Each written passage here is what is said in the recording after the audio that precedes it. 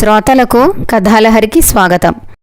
ఈరోజు మీ ముందుకు తీసుకురాబోయేది ఒక మనిషి కథ.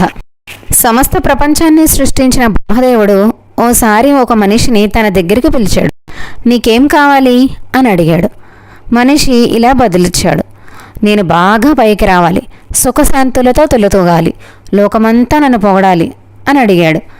బ్రహ్మదేవుడు మనిషి ముందు 2 సంచులుంచి ఇలా చెప్పాడు, ఈ 2 సంచులు తీసుకో. ఒక సంచిలో నీ ఎదుటివాడి తప్పులున్నాయి, దానిని వీపు మీదకు వేసుకో. దాన్ని ఎప్పుడు విప్పకుండా ఉండాలి, నువ్వు చూడకూడదు, ఇతరులకి చూపించకూడదు. 2వ సంచిలో నీ తప్పులున్నాయి, దానిని నీ ఎదుట వేసుకో. దాన్ని పదే పదే విప్పి చూస్తూ ఉండు అని చెప్పాడు.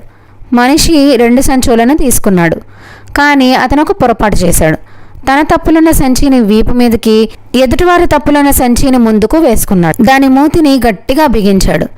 ఎదుటివాడి తప్పులున్న సంచిని ఎదురుగుండా వేసుకున్నాడు. అప్పుడప్పుడు దాన్ని విప్పి చూస్తూ ఇతరులు కూడా చూపిస్తూ ఉండేవాడు. దీనివల్ల జరిగిందేంటంటే బ్రహ్మదేవుడు ఇచ్చిన వరం తలకిందులైంది.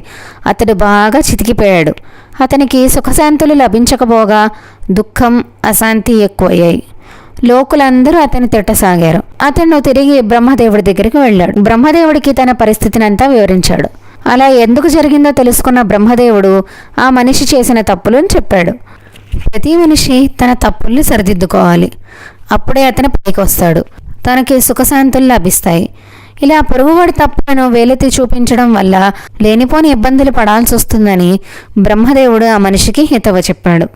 తన తప్పులను తెలుసుకున్న ఆ మనిషి వాటిని సరిదిద్దుకుని అందరిలోకి మంచి పేరు తెచ్చుకుని సుఖశాంతులతో ఉన్నాడు. ఈ రోజుకి కథతో ముగిద్దామండి. తిరిగి ఇంకొక కథతో కలుద్దాం.